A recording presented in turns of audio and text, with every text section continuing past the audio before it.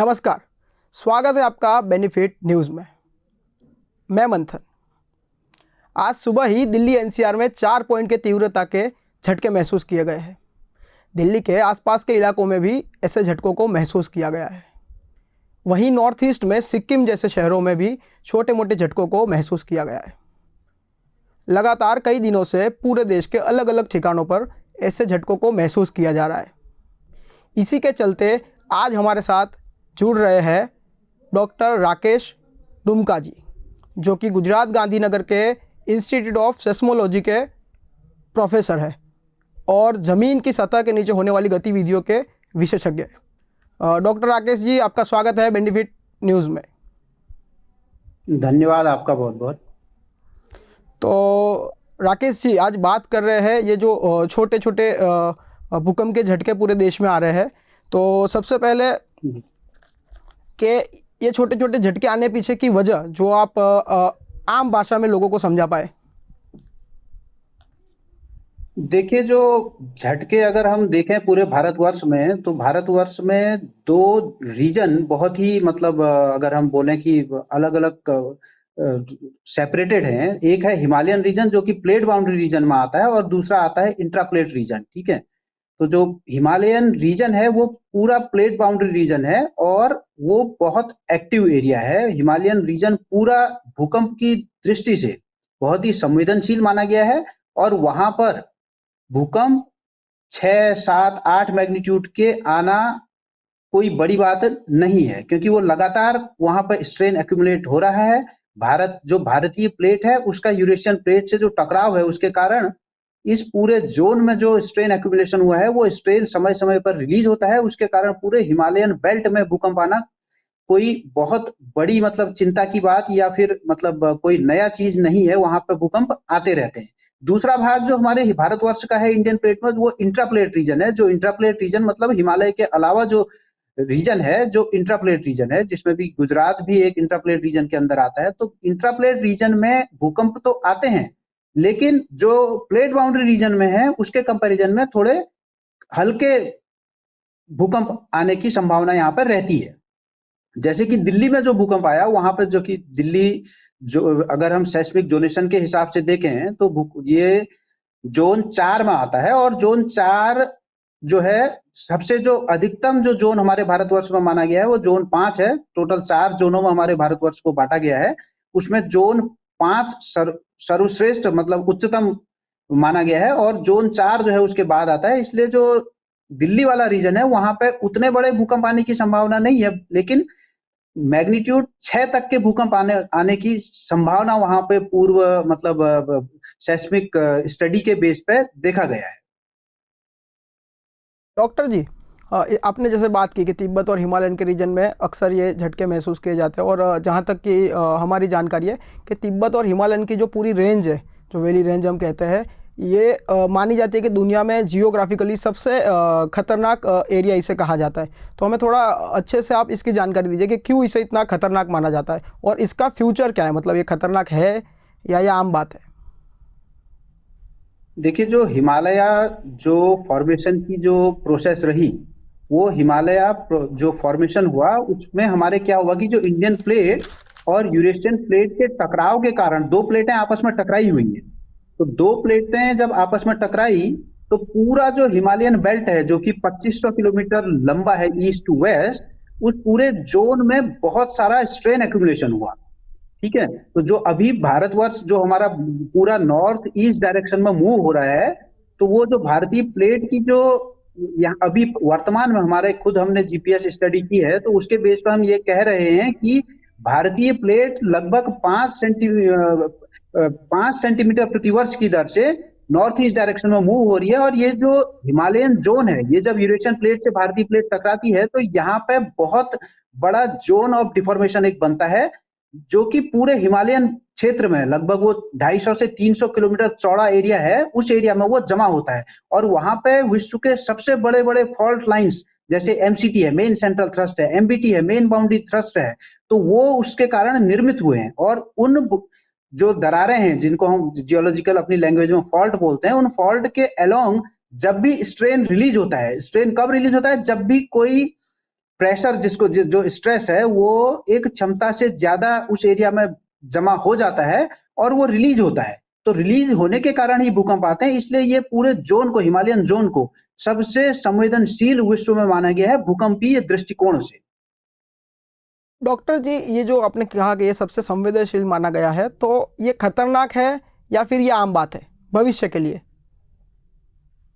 भविष्य की दृष्टि से देखें तो देखिए, जैसे मैंने आपको बताया कि ये हमारे जोन 5 में हिमालयन क्षेत्र आता है। हिमालयन क्षेत्र में जैसे अगर हम संवेदनशीलता के हिसाब से देखें कि कभी क्या होता है कि जो पहले भूकंप आए हैं, अगर हम पूरे पूरे भूकंपों के पास्ट से लेके अभी तक की स्टडी करें हैं, तो कुछ जोन ऐसे हैं जहां पे स्ट्रेन रिलीज हो चुका है। जैसे हम अभी ये अगर हम देखें तो 2015 में नेपाल में जो भूकंप आया, तो उसने कुछ एरिया में जो कि मध्य हिमालयन क्षेत्र में आता है, वहां पर कुछ एनर्जी रिलीज कर दी, जो स्ट्रेन है वो रिलीज किया। तो उस पर्टिकुलर एरिया में नेक्स्ट कुछ सालों में बहुत बड़ा भूकंप आने के कोई चांस उतने नहीं बनते हैं। लेकिन जो दूसरे जोन है, जैसे सेंट्रल सिस्मिक जोन है, जैसे उत्तराखंड वाला भाग है और ये ईस्टर्न हिमाचल प्रदेश वाला पार्ट है, तो यहाँ पे लास्ट 200 सालों से कोई बहुत बड़ा भूकंप नहीं आया है। तो भूकंपीय दृष्टि से और बहुत सारे जो जियो साइंटिफिक स्टडीज इस एरिया में हुए हैं, सेस्मोलॉजिकल स्टडी हुई है, जियोडेटिक स्टडीज हुई है, खुद मेरा भी एक अध्ययन उत्तराखंड हिमालय में जीपीएस का है, तो उसके बेस पर हम ये बता रहे हैं कि ये जोन संवेदनशील है और भविष्य में यहाँ पे मैग्नीट्यूड 8 तक का इवेंट आने के चांसेस हैं। और ये अगर भूकंप इस एरिया में आता है तो वो दिल्ली तक इम्पैक्ट करेगा। तो मेरे ख्याल से ये काफी संवेदनशील एरिया है और इसको हमें काफी सीरियसली लेना होगा। और उस ओर सरकार खुद काफी संवेदनशील है, सरकार इस ओर कार्य भी कर रही है। जैसे कि इस पर्टिकुलर जोन में, उत्तराखंड वाले भाग में कुछ जो इंस्ट्रूमेंटेशन है उसकी ओर बहुत ध्यान दिया गया है, ताकि जो बड़ा नुकसान है उसको रोका जा सके अगर कभी भी इतना बड़ा भूकंप आता है तो। डॉक्टर जी, हम जानना चाहते हैं कि एक बड़ा भूकंप और स्वॉर्म अर्थक्वेक्स, जो हम छोटे छोटे निरंतर आने वाले झटकों की बात करें, इन दोनों का हमें बेसिक फर्क जानना है। बेसिक फर्क एक्चुअली जो मैग्नीट्यूड होता है ना, वो मैग्नीट्यूड आपका दिखाता है कि कितनी एनर्जी उस पर्टिकुलर भूकंप में रिलीज हुई। तो अगर छोटा भूकंप हम देखें तो सपोज कुछ एनर्जी उससे रिलीज हुई, लेकिन जब कोई बड़ा भूकंप आता है तो उससे 30 गुना 100 गुना ज्यादा जो एनर्जी होती है वो रिलीज होती है। तो जब बड़ा भूकंप आएगा तो ज्यादा एनर्जी रिलीज होगी। तो ज्यादा एनर्जी रिलीज होने का मतलब है कि वो बड़ा नुकसान पहुंचा सकता है। और जो जैसे मैंने आपको बताया कि जो दिल्ली से 300 किलोमीटर दूर ही उत्तराखंड वाला जो पार्ट है या हिमालयन बेल्ट है, अगर उस एरिया में कोई भूकंप आता है, अगर हम कहते हैं कि मैग्नीट्यूड 7 या 7.5 तक का भी कोई भूकंप आया, तो उससे दिल्ली तक नुकसान हो, या फिर जो मेट्रोपॉलिटन सिटी दूसरे इंडो गैंजेटिक प्लेन्स में है, जैसे लखनऊ है या फिर पटना है, इन एरियाज में काफी हद तक इस पर्टिकुलर भूकंप से नुकसान होने के चांसेस बनते हैं। इसलिए हमको एक्चुअली होता क्या है, देखिए, हम भूकंप को होने से तो नहीं रोक सकते, वो प्रोसेस अभी तक विश्व में कोई भी ऐसा एरिया या कोई ऐसी साइंटिफिक टेक्नोलॉजी नहीं डेवलप हुई है जिससे हम भूकंप की एग्जैक्ट भविष्यवाणी कर सकें कि किस एरिया में कितने डेट को भूकंप आने वाला है। क्योंकि ये बहुत बड़ा एक प्रोसेस है, पूरा एक कंबाइंड कॉम्प्लेक्स प्रोसेस है, जिसमें जिसको एकदम से अनुमान लगाना कि इस डेट में आएगा, हम बता पाना मुश्किल है। लेकिन हम ये बता सकते हैं कि कौन सा एरिया ज्यादा संवेदनशील है, कौन से एरिया में ज्यादा स्ट्रेन एक्यूमुलेशन हो रहा है। उस हिसाब से हम एरिया को आइडेंटिफाई कर सकते हैं, यस, इस एरिया में भविष्य में कोई भूकंप आने वाला है। डॉक्टर जी, जैसे अगर हम ऐसा कह सकते हैं कि 100 अर्थक्वेक्स है, अगर बार बार अगर भूकंप के छोटे छोटे झटके किसी जगह पे आ रहे हैं, तो भविष्य में उस जगह पे एक बड़ा भूकंप नहीं आएगा, क्या हम ऐसा कह सकते हैं? ऐसा एक्चुअली कई जो मतलब अगर हम ग्लोबल स्टडीज को देखें तो ऐसा कई बार सही भी हुआ है सिद्ध, लेकिन कई बार गलत भी सिद्ध हुआ है। अगर छोटे छोटे भूकंप आ रहे हैं, जरूरी नहीं है कि वो एक बड़े भूकंप को मतलब मिनिमाइज कर दे। लेकिन स्ट्रेन रिलीज हो रहा है स्लोली स्लोली, तो उस एरिया का स्ट्रेन कम हो रहा है। हो सकता है उसकी वो ड्यूरेशन को थोड़ा कम मतलब पीछे कर दे, कि अगर जो भूकंप सपोज 100 साल बाद आने वाला था, हो सकता है वो 200 साल बाद आए। तो वो उस एरिया के मतलब भूकंप नहीं आएगा ऐसा हम नहीं कह सकते, लेकिन थोड़ा अवधि को कम कर सकता है। उसका जो रिपीट साइकिल है ना, उसमें थोड़ा सा देरी ला सकता है, लेकिन फिर ये कहें कि वो एक पर्टिकुलर फॉल्ट पे ही अगर हो रहा है तब वो मतलब काफी अध्ययन उस पर चाहिए। ऐसा जैसे अगर नेपाल में आप देखिए, नेपाल में जो 25 अप्रैल 2015 में एक भूकंप आया था, तो उस भूकंप के कारण उसने जो स्ट्रेन रिलीज किया था और उसका जो जो जो मतलब इम्पैक्ट हुआ था उसने ट्रिगर कर दिया था। जो फिर मई 2015 में भी एक भूकंप आया था और फर्दर ईस्ट में, तो जो मई वाला भूकंप है उसको माना जाता है कि जो अप्रैल का भूकंप आया था उसके कारण ये जल्दी ट्रिगर हो गया। ऑल्दो उस एरिया में स्ट्रेन एक्यूमुलेशन हो रहा था पहले से, लेकिन कई कई बार कुछ ट्रिगरिंग फैक्टर्स होते हैं उसके कारण ये भूकंप जो देर में आना था वो जल्दी आ जाते हैं, या जल्दी आने वाला भूकंप हो सकता है थोड़ा डिले हो जाए। डॉक्टर जी, अगर हम बात करें गुजरात की, जैसे गिर सोमनाथ में तलाला हो गया, जी अमरेली हो गया, मितियाला हो गया, यहाँ भी बार बार एक कंसिस्टेंसी के साथ छोटे छोटे झटकों को महसूस किया जाता है। तो हाल में गुजरात की धरती के नीचे की जो हालत है उसके बारे में आप क्या कहना चाहते हैं? देखिए, जो अमरेली जिले में जो सौराष्ट्र रीजन में है, तो वहाँ की जो आप बात कर रहे हैं उस एरिया में, क्योंकि हमारा इंस्टीट्यूट ऑफ सेस्मोलॉजिकल रिसर्च जहाँ पे मैं कार्यरत हूँ, हमारा बहुत अच्छा एक मतलब जो सेस्मोमीटर्स का नेटवर्क है वो पूरे गुजरात रीजन में लगा हुआ है, और सौराष्ट्र रीजन भी बहुत अच्छे से उस कवरेज में आता है। और बहुत छोटे छोटे भूकंप भी हमारे कवरेज में हैं, तो हम बहुत अच्छे से उनको माप रहे हैं कि कौन से एरिया में आ रहा है। और अमरेली जिले में बिल्कुल सही कहा आपने, पिछले लगभग 2 सालों से या 3 साल भी कह सकते हैं, उससे काफी भूकंप उस एरिया में आ रहे हैं। तो वहां पे मैंने खुद एक स्टडी करी उस एरिया की, तो हमने ये पाया कि देखिए, जब भूकंप आता है, भूकंप के आने के दो कारण मुख्यतः हो सकते हैं। एक है टेक्टोनिक, दूसरा है नॉन टेक्टोनिक। तो जो टेक्टोनिक कारण होता है उसमें, जैसे हम भारतवर्ष में ही हैं, तो इंडियन प्लेट के मूवमेंट के कारण या इंडियन प्लेट के मूवमेंट के कारण जो स्ट्रेन एक्यूमुलेशन भारतवर्ष में हो रहा है, उसको जब भी कोई फॉल्ट के अलोंग रिलीज होता है तो वो टेक्टोनिक गतिविधि के अंदर हम उसको मानते हैं। और दूसरा है non tectonic. Non tectonic region में, जैसे अभी विगत लगभग 10-15 सालों से ये बात काफी मतलब आगे इस ओर रिसर्च हो रही है कि नॉन टेक्टोनिक रीजन्स भी हैं जिसके कारण भूकंप आते हैं। तो नॉन टेक्टोनिक रीजन में जैसे लोडिंग अनलोडिंग है, रिजर्वायर्स का लोडिंग अनलोडिंग है, या फिर जो ये रेनफॉल ट्रिगर्ड अर्थक्वेक्स भी हैं। तो जो हमने अपने अध्ययन में पिछले साल, जब एक अध्ययन हमने खुद सौराष्ट्र रीजन में किया था और जाके हमने वहां पर फील्ड वर्क भी किया था जो मित्याला एरिया या इस एरिया में है, तो वहां पे जो भूकंप आए थे वो मेनली नॉन टेक्टोनिक रीजन्स थे। नॉन टेक्टोनिक रीजन में जैसे जब बरसात हुई, तो बरसात के बाद क्या होता है कि पानी जब जमीन के अंदर भर जाता है तो वहां पर हाइड्रोस्टेटिक प्रेशर बहुत बढ़ जाता है। तो वो क्या करता है कि अंदर से जो प्रेशर बढ़ा, तो वो जो छोटे छोटे फॉल्स वहां पे एग्जिस्टिंग हैं, तो उन पे भी वो एक्टिवेट होता है। तो वो जो उसको हम ट्रिगरिंग एक्टिविटी भी बोल सकते हैं। उसके कारण बहुत छोटे समय में छोटे छोटे बहुत सारे अर्थक्वेक आने के चांसेस रहते हैं, और वो बहुत सैलो होते हैं। और वो सैलो होने के कारण वहां पे लोगों ने खुद उस रीजन में, जैसे मित्याला रीजन है, उस रीजन में लोगों ने आवाजें भी बहुत सुनी। तो उस आवाज का रीजन था कि वो बहुत सैलो अर्थक्वेक थे। तो सर जी, ये मितियाला रीजन की स्पेशली हम बात कर रहे हैं, तो क्या इस रीजन में ऐसे भूकंप का आना कोई खतरे की निशानी है या इसे भी हम आम बात कहेंगे?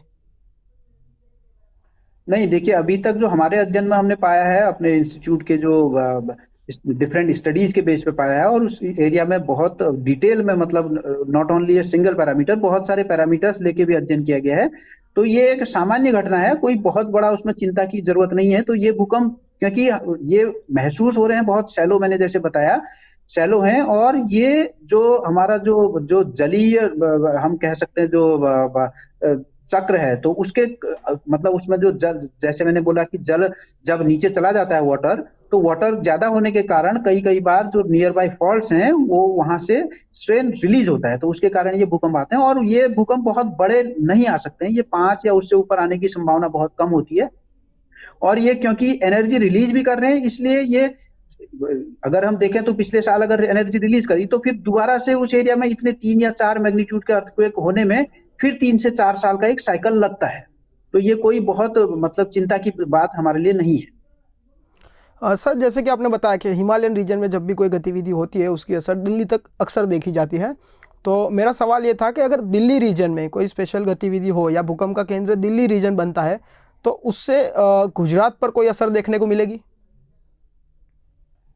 देखिए, दिल्ली में भूकंप एक्चुअली जो आने के कारण है, दिल्ली में कुछ फॉल्ट्स आइडेंटिफाई किए गए हैं, जैसे दिल्ली मुरादाबाद रिज है या फिर वहाँ के कुछ लोकल फॉल्ट्स हैं। उन लोकल फॉल्ट्स में या फिर वो दिल्ली मुरादाबाद रिज में जो हिमालयन जो हमारा कोलिजन हुआ है जो इंडियन प्लेट और यूरेशियन प्लेट का, तो कोलिजन के कारण उस दिल्ली जो मुरादाबाद फॉल्ट है उस पे प्रेशर बना है, उस पर स्ट्रेस एक्यूमुलेट स्ट्रेस बन रहा है, तो वो स्ट्रेस जो है दिल्ली एरिया में स्ट्रेन एक्यूमुलेशन कर रहा है।